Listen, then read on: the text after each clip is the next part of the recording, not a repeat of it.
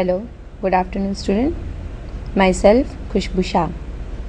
Last લેક્ચરમાં આપણે engineering mechanics સબ્જેક્ટમાં chapter start કર્યું હતું વર્ક, પાવર એન્ડ એનર્જી, જેમાં આપણે વર્કની ડેફિનેશન, પાવરની ડેફિનેશન અને એનર્જીની ડેફિનેશન જોઈ, એના યુનિટ્સ જોયા. ઓકે, હવે આપણે જે એનર્જીની વાત કરી હતી, એનર્જીમાં વાત કરી હતી આપણે કાઇનેટિક એનર્જી અને પોટેન્શિયલ એનર્જી. તો આપણે કાઇનેટિક એનર્જીનું ઇક્વેશન જોઈએ, પોટેન્શિયલ એનર્જીનું ઇક્વેશન જોઈએ અને એ એનર્જી કેવી રીતે ઇન્ક્રીઝ થાય છે, તો ઇન્ક્રીઝ જે એનર્જી થાય છે એનું પણ ઇક્વેશન છે, તો એ જોઈએ.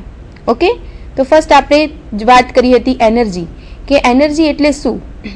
તો કે કોઈ પણ એનર્જી છે એની જે કોઈ પણ કાર્ય કરવાની જે કેપેસિટી છે, બરાબર, એ કેપેસિટી જે છે એને શું કહેવામાં આવે છે? એનર્જી. અને એનર્જી જે છે એને આપણે શું કરી નથી શકાતી? ક્રિએટ પણ કરી નથી શકાતી અને ડિસ્ટ્રોય પણ કરી શકાતી નથી, એટલે કે એને ઉદ્ભવી નથી શકાતી અને એનો નાશ પણ કરી શકાતો નથી. પણ એનર્જીને આપણે શું કરી શકીએ છીએ? તો કે એનર્જીને આપણે એક ફોર્મમાંથી બીજા ફોર્મમાં ટ્રાન્સફર કરી શકીએ છીએ. મીન્સ કે એક સ્વરૂપમાંથી બીજા સ્વરૂપમાં એને રૂપાંતર આપણે કરી શકીએ છીએ. તો એનર્જી છે એનું ઘણી બધી રીતે આપણે શું કરી શકીએ છીએ? કન્વર્ઝેશન કરી શકીએ છીએ. ઇલેક્ટ્રિકલ એનર્જી હોય તો ઇલેક્ટ્રિકલ એનર્જીનું કન્વર્ટ કરીએ છીએ આપણે મિકેનિકલ એનર્જીમાં, મિકેનિકલ એનર્જીને પણ ઇલેક્ટ્રિકલ એનર્જીમાં આપણે કન્વર્ટ કરી શકીએ છીએ. ઇલેક્ટ્રિકલ એનર્જીને આપણે હીટમાં ટ્રાન્સફર કરી શકીએ છીએ. ઓકે, દેન ઇલેક્ટ્રિકલ એનર્જીને આપણે સાઉન્ડમાં પણ ટ્રાન્સફર કરી શકીએ છીએ. એટલે કે એનર્જીને એક ફોર્મમાંથી બીજા ફોર્મમાં શું કરી શકાય છે? એને કન્વર્ટ કરી શકાય છે, પણ એને ક્રિએટ અને ડિસ્ટ્રોય કરી શકાતી નથી. એ આપણે વાત કરી હતી એનર્જીની. ઓકે, તો હવે આપણે જોઈએ કાઇનેટિક એનર્જી એન્ડ પોટેન્શિયલ એનર્જીનું equation. Let a body of mass is moving with velocity u when force is applied. It comes to rest by uniform retardation after travelling distance s. એક body લઈએ કે જેનું mass છે m અને એ velocity u સાથે move થાય છે, એટલે કે ખસે છે વેલોસિટી u થી. When f force is applied, જ્યારે બોડી ઉપર f ફોર્સને એપ્લાય કરવામાં આવે ત્યારે it comes to rest by uniform retardation after travelling distance s. Force જ્યારે એના પર એપ્લાય કરવામાં આવે છે ત્યારે એ યુનિફોર્મ રિટાર્ડેશનથી શું થાય છે? રેસ્ટ થાય છે. અને ક્યારે રેસ્ટ થાય છે? તો કે આફ્ટર ટ્રાવેલિંગ ડિસ્ટન્સ s જેટલું ડિસ્ટન્સ ટ્રાવેલ કર્યા પછી એ શું થાય છે? રેસ્ટ થાય છે. ઓકે, આપણે કાઇનેટિક એનર્જીની વાત કરી હતી, પોટેન્શિયલ એનર્જીની વાત કરી હતી. હવે આપણે જોઈએ ઇનિશિયલ કાઇનેટિક એનર્જી અને ફાઇનલ કાઇનેટિક એનર્જી. તો ઇનિશિયલ એટલે કે શરૂઆતની અને ફાઇનલ એટલે કે અંતિમ. Initial kinetic energy is equal to 1/2 into m into u square. m means mass, u means velocity, but which velocity? Initial velocity. Okay, so initial kinetic energy is equal to 1/2 into m into u square, and final kinetic energy is equal to 1/2 m into v square. m means mass and v means kay energy? Velocity, final velocity. u means initial velocity and v means final velocity. Means કે final kinetic energy is equal to 1/2 m into v square. Okay, ચલો હવે જોઈએ આપણે increased in kinetic energy, એટલે કે kinetic energy જે વધેલી છે, જે ઇન્ક્રીઝ થાય છે એમાં એ. તો 1/2 into m minus v square minus u square, એટલે કે અહીંયા આપણે આગળ જે ડેફિનેશન જોઈ કે ઇનિશિયલ કાઇનેટિક એનર્જી અને ફાઇનલ કાઇનેટિક એનર્જીના જે ઇક્વેશન જોયા આપણે, તો ઇનિશિયલ એનર્જીમાં આપણે વાત કરીએ છીએ ઇનિશિયલ વેલોસિટીની, એટલે કે યુની, અને ફાઇનલ કાઇનેટિક એનર્જીમાં આપણે વાત કરીએ છીએ ફાઇનલ વેલોસિટીની, એટલે કે વીની. તો આપણે બંનેનો ડિફરન્સ જોઈએ તો આપણે ફાઇનલમાંથી જે શરૂઆતનું છે એ માઇનસ કરીએ તો આપણને ટોટલ મળી જાય. Okay, so increase in kinetic energy is equal to 1/2 into m બ્રેકેટમાં v square minus u square. v means શું છે? ફાઇનલ વેલોસિટી અને u means initial velocity. Okay, so 1/2 into M બ્રેકેટમાં V square minus U square. We know that V square is equal to U square plus 2as. Okay, V means velocity, u means initial velocity, plus 2, a means acceleration and s means distance. So, v square minus u square is equal to 2as.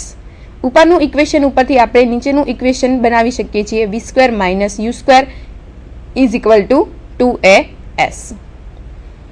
Increase in kinetic energy is equal to 1/2 into m બ્રેકેટમાં v square minus u square કે જે આપણે આગળ વાત કરી.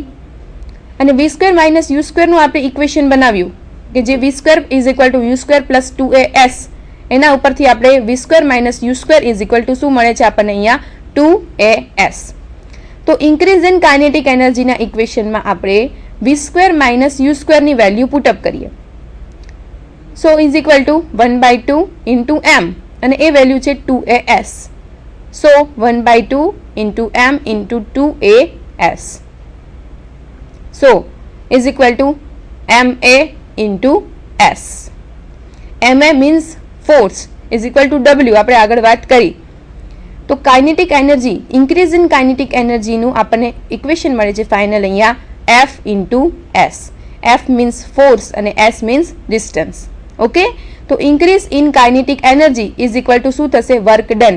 આપણે last લેક્ચરમાં આપણે વાત કરી કે વર્ક ડન, કાર્ય થયું કોને કહેવાય? તો work done is equal to f into S. Means કે બળ ગુણ્યા બળની દિશામાં થતું સ્થળાંતર. કોઈ પણ ઓબ્જેક્ટ છે એ ઓબ્જેક્ટની ઉપર આપણે જો ફોર્સ એપ્લાય કરીએ તો ફોર્સને એપ્લાય કરતા ઓબ્જેક્ટ છે એ કેટલું ડિસ્પ્લેસમેન્ટ કરે છે, કેટલું અંતર ખસે છે, કેટલું સ્થળાંતર કરે છે, એ સ્થળાંતર અને એ બળ એ બંનેના ગુણોત્તરને શું કહેવામાં આવે છે? કાર્ય થયું એમ કહેવાય. તો અહીંયા આપણે જે ઇન્ક્રીઝ ઇન કાઇનેટિક એનર્જીની વાત કરી તો એમાં આપણને ફાઇનલ ઇક્વેશન શું મળ્યું? ma into S. ma means કે f અને s એટલે કે ડિસ્ટન્સ. ઓકે, તો f ઇન્ટુ s એટલે કે બળ ગુણ્યા બળની દિશામાં થતું સ્થળાંતર. એટલે આપણે કહી શકીએ કે increase in kinetic energy is equal to work done. એટલે કે કાર્ય થયેલું છે એના બરાબર આપણે કાઇનેટિક એનર્જીનો વધારો એ બંનેને આપણે સરખાવી શકીએ છીએ. ઓકે સ્ટુડન્ટ, તો આપણે અહીંયા કાર્ય, પાવર અને એનર્જી ત્રણેયની આપણે વાત કરી. ત્રણેયના આપણે બધા ઇક્વેશન જોયા, યુનિટ જોયા. હવે એ ત્રણેયના યુનિટ અને ઇક્વેશન જે છે એનો એક્ઝામ્પલમાં કેવી રીતે યુઝ થાય છે, એક્ઝામ્પલ કેવી રીતે સોલ્વ થાય છે એ આપણે જોઈએ. ઓકે, સ્ટાર્ટ કરીએ. Example 1. On a railway platform, a coolie pushes a trolley weighing 500 Newton to a distance of 60 meter. Find the work done in the following cases. અહીંયા આપણને વાત કરી છે કે એક રેલવે પ્લેટફોર્મની ઉપર એક કુલી જે છે એ ટ્રોલી પુશ કરે છે. ટ્રોલિંગની અંદર વેઇટ કેટલું છે, કેટલા વજનની છે? 500 ન્યૂટન વજનની ટ્રોલી છે અને એને પુશ કરે છે. a distance of 60 metre. કેટલા ડિસ્ટન્સ સુધી? 60 મીટર જેટલું ડિસ્ટન્સ સુધી એને પુશ કરે છે. Find the work done in the following case. તો આપણને અહીંયા નીચે બે કેસ આપેલા છે. એ કેસમાં આપણે કેટલું કાર્ય થયું એને શું કરવાનું છે? ફાઇન્ડ કરવાનું છે. ફર્સ્ટ કેસ છે he apply 200 newton force in horizontal direction. એટલે કે તે કુલી 200 ન્યૂટનનું બળ કઈ ડાયરેક્શનમાં? ક્ષૈતિજ એટલે કે હોરિઝોન્ટલ ડાયરેક્શનમાં લગાવે છે. અને સેકન્ડ કેસ અહીંયા આપણને આપેલો છે કે he apply 200 newton force at angle 30 degree with horizontal. એટલે કે તે 200 ન્યૂટનનું બળ કેટલા ડિગ્રીએ? 30 ડિગ્રીના ખૂણે ક્ષૈતિજ સાથે એટલે કે હોરિઝોન્ટલ સાથે લગાવે છે. તો અહીંયા આપણને બે કન્ડિશન આપેલી છે અને એ બંને કન્ડિશનમાં કેટલું કાર્ય થાય છે એ આપણે શું કરવાનું છે? ફાઇન્ડ કરવાનું છે. ફરીથી આપણે જોઈ લઈએ કે જે ટ્રોલી જે છે એમાં વેઇટ કેટલું છે? 500 ન્યૂટન અને એ કેટલું ડિસ્ટન્સ મૂવ થાય છે? 60 મીટર.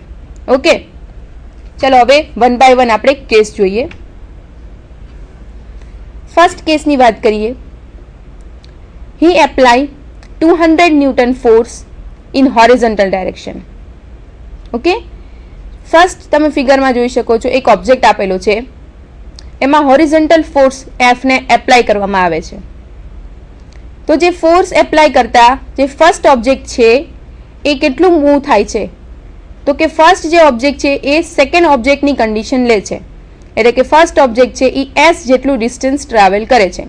s અહીંયા આપણને આપેલું છે 60 મીટર, એટલે કે 60 મીટર જેટલું શું કરે છે, એ ડિસ્ટન્સ મૂવ થાય છે F ફોર્સને લગાવતા. ઓકે, તો પહેલો ઓબ્જેક્ટ જે છે એ 60 મીટર જેટલું અંતર ખસે છે. તો અહીંયા વર્ક ડન, અહીંયા આપણને ફર્સ્ટ કન્ડિશનમાં ફોર્સ કેટલો લગાડવાની વાત કરી છે, 200 ન્યૂટનનો ફોર્સ. તો 200 ન્યૂટનનો ફોર્સ આપણે એપ્લાય કરીએ છીએ તો ઓબ્જેક્ટ કેટલું મૂવ થાય છે, 60 મીટર. ઓકે, તો સિમ્પલ છે કે work done is equal to F into S. આપણે ફોર્મ્યુલા આગળ જોઈ ગયા કે બળ ગુણ્યા બળની દિશામાં થતું સ્થાનાંતર. તો અહીંયા બળ આપણને કેટલી વાત કરી છે, 200 ન્યૂટન, અને ડિસ્ટન્સ કેટલું ટ્રાવેલ થાય છે, 60. So 200 into 60 is equal to 12,000 newton into metre. Okay, તો વર્ક ડન કેટલું થાય છે, 12,000 ન્યૂટન ઇન્ટુ મીટર. અને newton into metre is equal to joule, means કે 1 જૂલ. ઓકે, એ આપણે ફર્સ્ટ કેસની વાત કરી. હવે વાત કરીએ આપણે સેકન્ડ કેસની. He apply 200 Newton force at angle 30 degree with horizontal.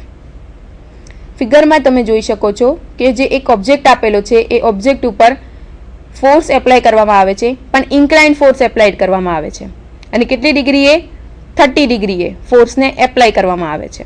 Okay, અને ફોર્સ કેટલો એપ્લાય કરવામાં આવે છે, 200 ન્યૂટનનો ફોર્સ, અને 30 ડિગ્રીના ખૂણે લગાડવામાં આવે છે. તો ઓબ્જેક્ટ જે છે એ કેટલો મૂવ થાય છે, એ પણ જે ડિસ્ટન્સ આપણને આપેલું છે એટલું જ ડિસ્ટન્સ, એટલે કે 60 મીટર જેટલું મૂવ થાય છે. એટલે કે ફર્સ્ટ ઓબ્જેક્ટ છે એ 60 મીટર જેટલું ખસે છે. ક્યારે ખસે છે કે જ્યારે એના ઉપર 200 ન્યૂટનનો ફોર્સ ઇન્ક્લાઇન લગાડવામાં આવે છે, કેટલી ડિગ્રીએ, 30 ડિગ્રીના ખૂણે. તો ચલો આપણે જોઈએ કેટલું કાર્ય થયું કહેવાય. Work done is equal two horizontal component of force into distance. Horizontal component of force આપણે અગાઉ વાત કરી હતી કે ઇન્ક્લાઇન ફોર્સ હોય એને આપણે કેટલા ફોર્સમાં કન્વર્ટ કરીએ છીએ, 2 ફોર્સમાં, એક હોરિઝોન્ટલ અને એક વર્ટિકલ. પણ અહીંયા આપણે હોરિઝોન્ટલ ફોર્સની વાત કરીએ છીએ, માટે હોરિઝોન્ટલમાં ફોર્સ શું થશે, એનું F cos થીટા. થીટા કેટલો છે, 30 ડિગ્રી છે. Okay, so horizontal component of force is equal to F cos 30 degree into distance, distance એટલે કે S. Okay, so F cos 30 degree into S is equal to, આપણે F અને S ની value put up કરીએ. F ની value છે 200 અને S ની વેલ્યુ છે 60.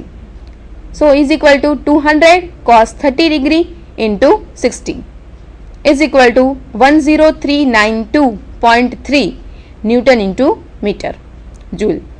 ઓકે, તો ફર્સ્ટ આપણે 2 કેસની વાત કરી હતી.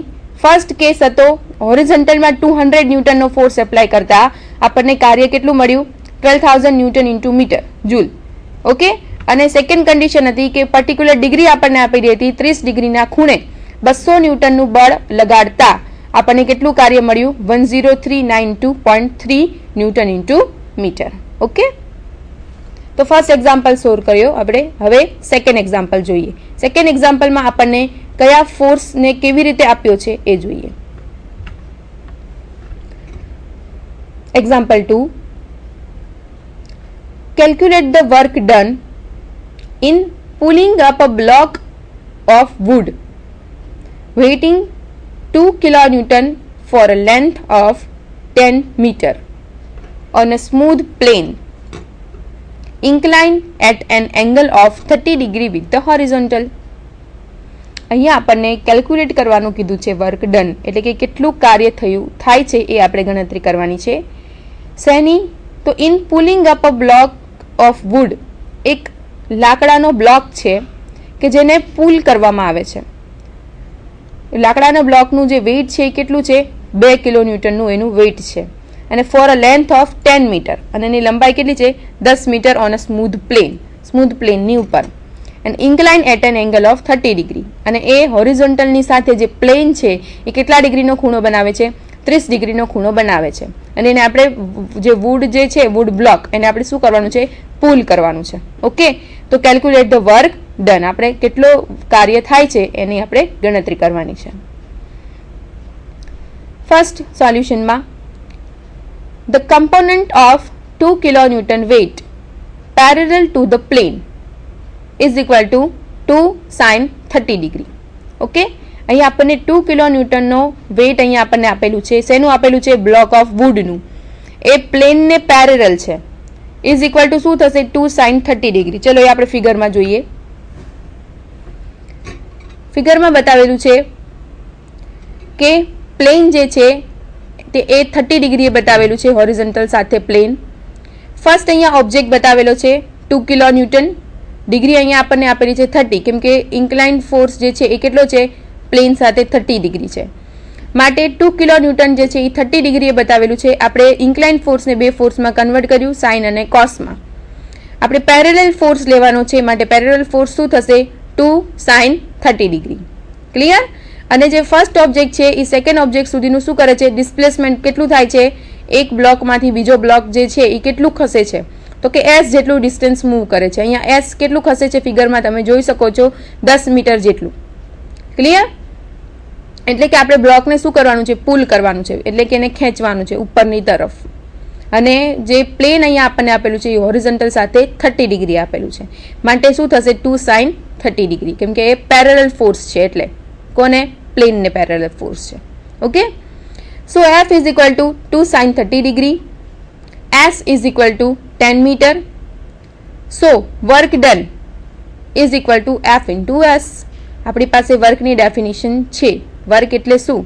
તો કે જે આપણે કોઈ પણ બોડી ઉપર આપણે ફોર્સ એપ્લાય કરીએ એ ફોર્સ, અને એ ફોર્સ લગાવતા બોડી એ કેટલું ડિસ્પ્લેસમેન્ટ થાય છે, બોડીમાં શું અસર થાય છે, કેટલું મૂવ થાય છે, એને શું કહેવાય? વર્ક. સો f ઇન્ટુ એસ. અહીંયા f આપણને મળે છે 2 sin 30 ડિગ્રી, અને ડિસ્પ્લેસમેન્ટ એટલે કે કેટલું મૂવ થાય છે વન ઓબ્જેક્ટ છે સેકન્ડ ઓબ્જેક્ટની કન્ડિશનમાં આવે ત્યાં સુધી 10 મીટર જેટલું. Okay, so 2 sin 30 degree into 10 is equal to 10 kilo newton into metre, એટલે કે 10 કિલો જૂલ જેટલું કાર્ય થયું કહેવાય. એટલે કે જે લાકડાનો બ્લોક છે એને ખેંચવા માટે કેટલું કાર્ય કરવું પડશે? આપણે 10 કિલો જૂલ જેટલું કાર્ય કરવું પડશે. ઓકે, એટલે કે એક બ્લોક જે છે એને આપણે પુલ કર્યો, અને એ એક ઇન્ક્લાઇન્ડ પ્લેનની ઉપર, એક વુડનો જે બ્લોક જે છે એ ઇન્ક્લાઇન્ડ પ્લેનની ઉપર આપેલો છે. અને કેટલી ડિગ્રી આપેલો છે? 30 ડિગ્રીએ આપેલો છે. અને આપણે એને શું કરવાનું છે? પુલ કરવાનો છે.